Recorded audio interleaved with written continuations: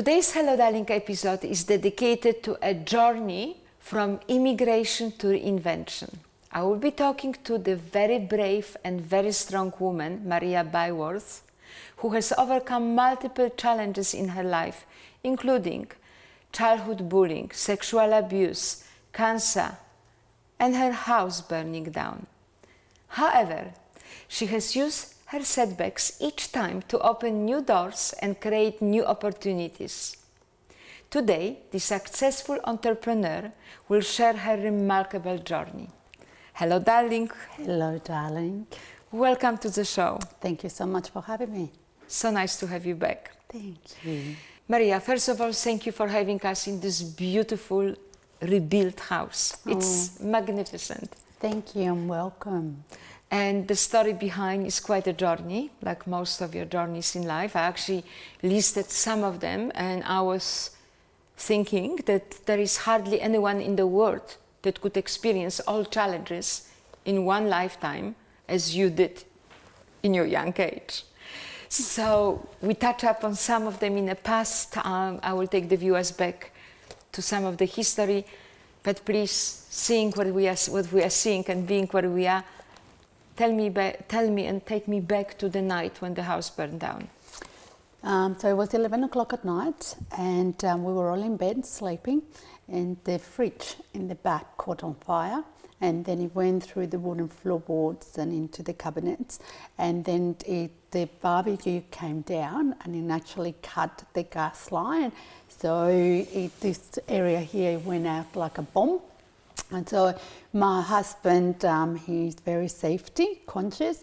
We had sensors in the doors that the alarm went off, so woke him up, and when he came out, that's when he saw the fire.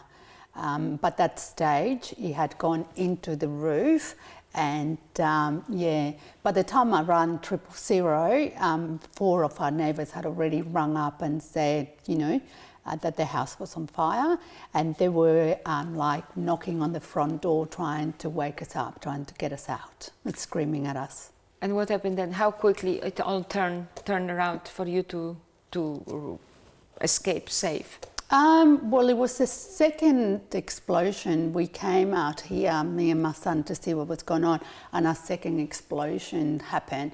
So we basically bolted to the front door. But the stage, we saw that all the neighbours were outside, and we could really see how bad the house was on fire.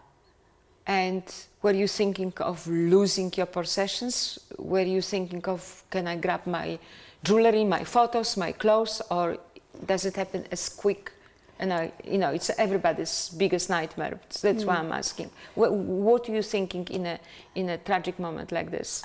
Well, first of all, we stood outside with the firefighters. There was about 30 of them, and we just stood there looking. They couldn't do anything until the gas was cut.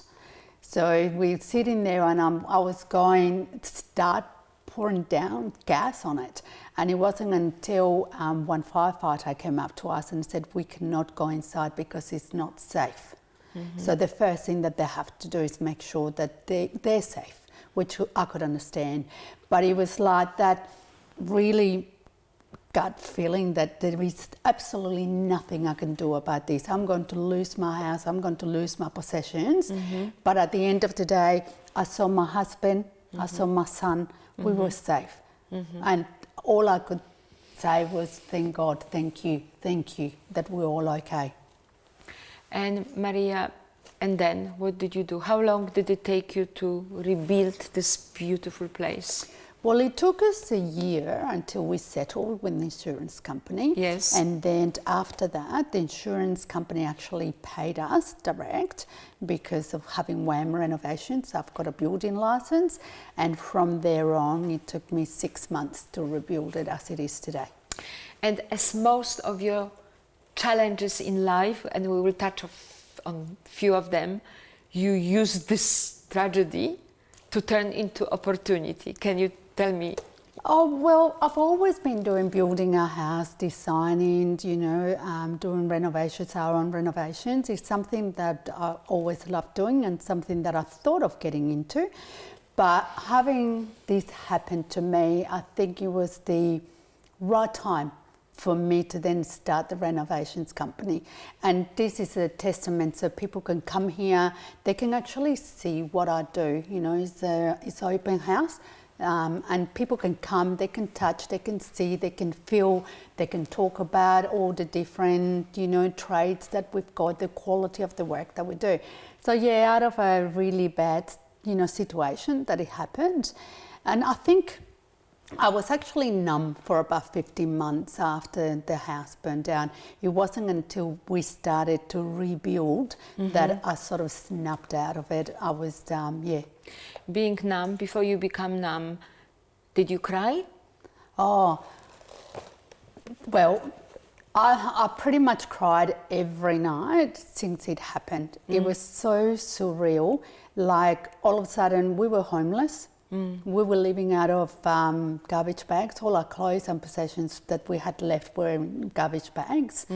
And we were going from one Airbnb to another hotel room to, you know, we never rented before in our life. Yeah. So trying to get a rental was horrific because we didn't have a history of rentals. So the way that the rental companies here, the real estate agents, were horrific, the way that they dealt with us. We were really lucky at the end that this real estate guy had a home that it was his own, and he was renting it, and he actually gave it to us to rent for as long as we needed to. But I found that really, really hard, and I couldn't understand. And so here we are, you know, we're good people, we have businesses, but oh no, you have to put in this, and the process is just crazy. It's got to be better for people out there that need to rent. That's all I can say. Crazy, but the fact that you didn't have rental history is the proof that you always were in ownership of properties. So it should act as your plus, not as your minus. Absolutely, but it's the same as when you want to borrow money. If you paid everything in cash and you don't have a credit history, you find it really hard for the banks to lend you money. So better to borrow and have a history. That's right. Absolutely. Nobody sponsors that at this moment. No commercial plug. No, but so that was really hard. The day that we finally moved into the rental property, I had to go. It was like the block. All of a sudden, in one day, they're giving us the house. We have no furniture. We have nothing. So I'm out running, getting furniture to be delivered so we could basically live again. And I did it. It was, you know, I was, like I said, it was the block running around. But the day that I moved in, I actually went into my main bedroom, you know, my bedroom, and I opened the wardrobe and I actually went inside and I just cried and I locked the door. I didn't want to talk to anybody, but it was like a sense of a valve that needed to be released. And I could not stop sobbing for about an hour. And my husband and my sister and my mum, they were all there helping us move in. And they were saying, Maria, you know, you're right. And I said, I know that I'm okay. But it was just so surreal that all of a sudden I had a home that I could call home and was coming, you know, going back home. Yes. Yes, now when you look back, sitting in this magnificent, beautiful place, what's your thoughts now? Did you ask yourself then why it happened to me, why it happened to us, why on top of everything I went through in my life, now the house burned down? Did you give this question to universe? No, I didn't. Because I always know I've had a lot of faith in my life. I'm a very faithful person, and I knew that it happened for a reason, for something better. Incredible. So all I said was thank you, that out of everything materialistic I lost, I had my family, and none of them were harmed. Because when you consider what could have happened, you know, 3rd-degree burns, in hospital, I could have lost a child. My gosh. So when you think of what could have happened, what actually happened was, I could only just be grateful even today. And I walk in and I'm really grateful for this beautiful home. But what it actually taught me is that I can actually live with very little. Because while we were renting, you know, I had one saucepan, I had one pot, I had 4 plates, 4 knives, 4 forks. And you know what? We made it. I went, you know what? We buy for the sake of buying, only because we think that it's going to make us feel better. But it doesn't. It does for about a few minutes. Absolutely. That's right. But what it makes you feel better is the way that you feel, your faith, your love, your belief, the people around you. That is what's going to make you feel better. Maria, just to recapture on your background that we covered in a first interview we had about a year ago, you arrived here from Spain. Yes, that is correct. With your family, looking for better life. That's correct. You basically had close to nothing. You worked 3 jobs at certain stage of your life, yes? I did, when we first married. Now, you wrote lately, or how long ago, I'm not sure, this amazing book called Love Me, that I cannot stop reading. And the book says, do you have a dream or desire, something you want to achieve, but find it impossible to accomplish? Why did you write it and how did you write it? So the book came as an inspiration after I'd had the cancer, the colon cancer. And I just really wanted something that when people are suffering, that they could actually open up and they actually can be, what's the right word? Be inspired. Sometimes when you're having a really bad day, but then you read something and all of a sudden it inspires you, but that comment.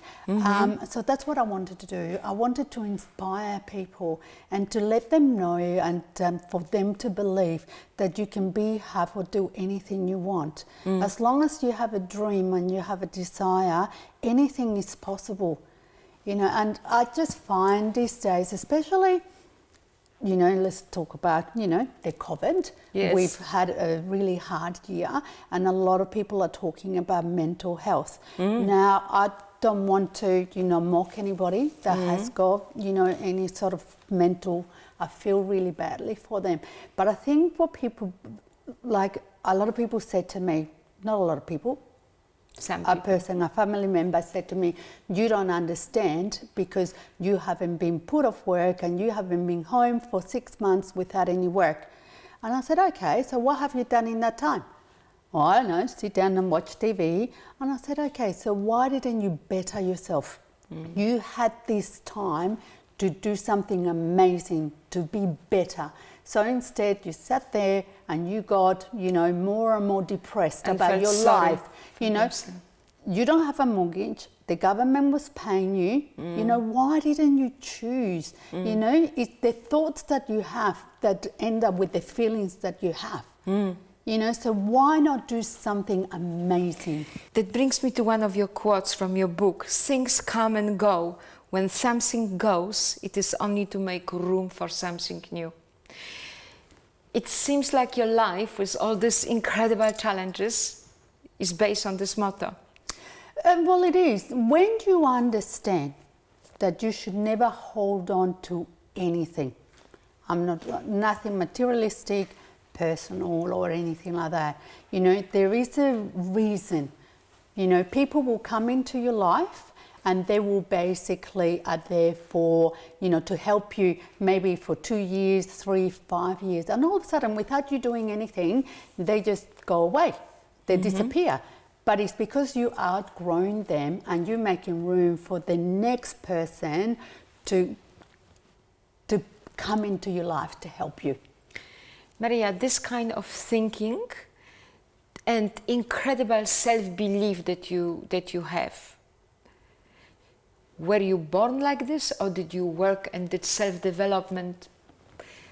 You also experienced abuse as a 14-year-old girl, yes? Bullying at school, sexual abuse that we touched before. How did you come out of it one more time? How did you become so strong and your analytic thinking is always helping you to move to the next chapter? Look, when I was a little girl, I was a little bit chubby. I like my food. And and I had goofy teeth. So I used to get bullied a lot. And I was very, very quiet. I wouldn't speak. I just wanted to be in a corner, people not to notice me.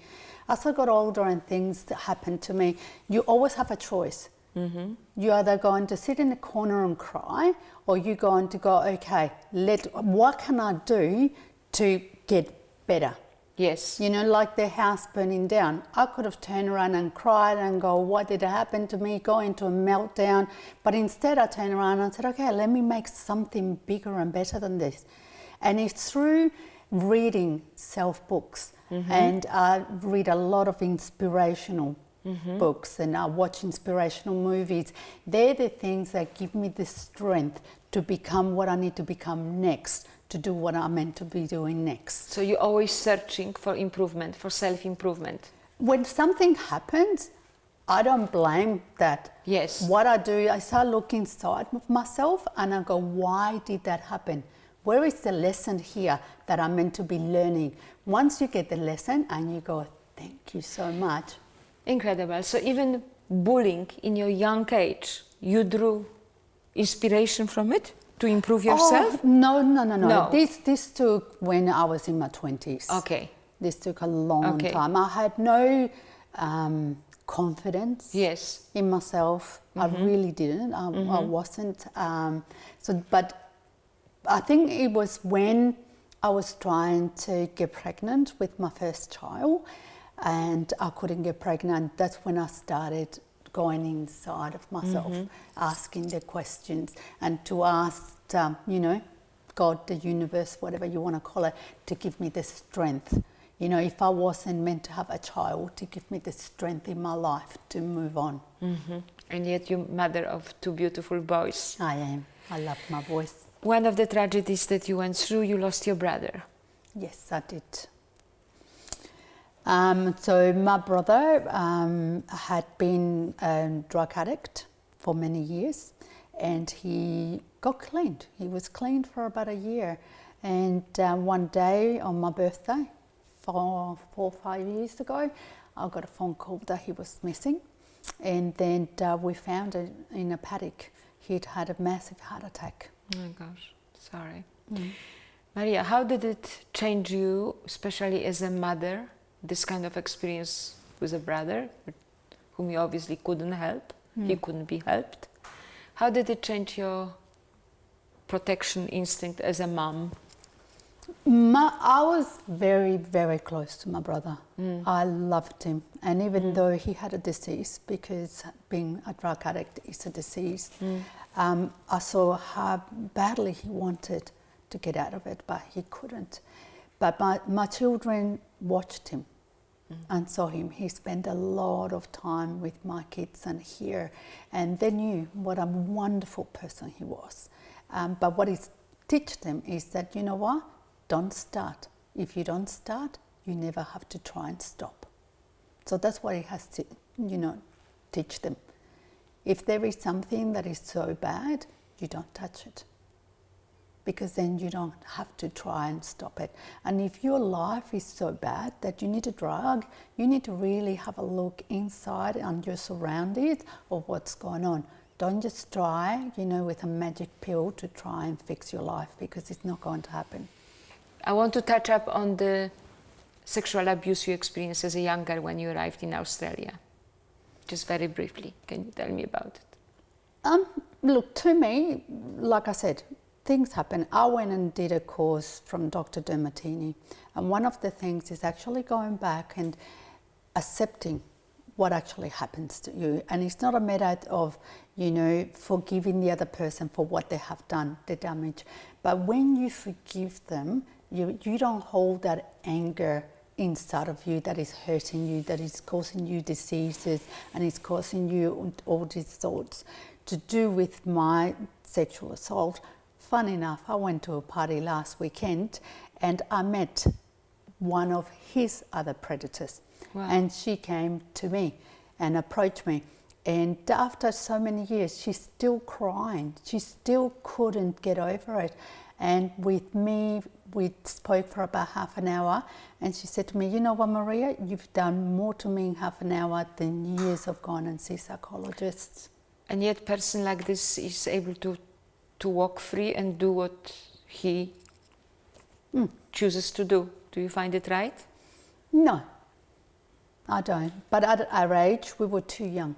She was only 9, I was 14, and you're terrified of even telling your parents. You know what I mean? Maria, you are a business owner, you are a very successful entrepreneur. What was the turning point in your life that made you become such a successful business owner and CEO of a company? There must have been obstacles, there must have been journeys of difficulty, not everything goes always smooth. What did you learn from the failures? One of your quotes is, we learn more from failures than from success. That's right. Yes. You learn when something fails, then all you do is go, okay, I'm not going to do that again. Let's move to the next thing. I think I've always had a very good vision of what was it that I wanted to be and do in my life.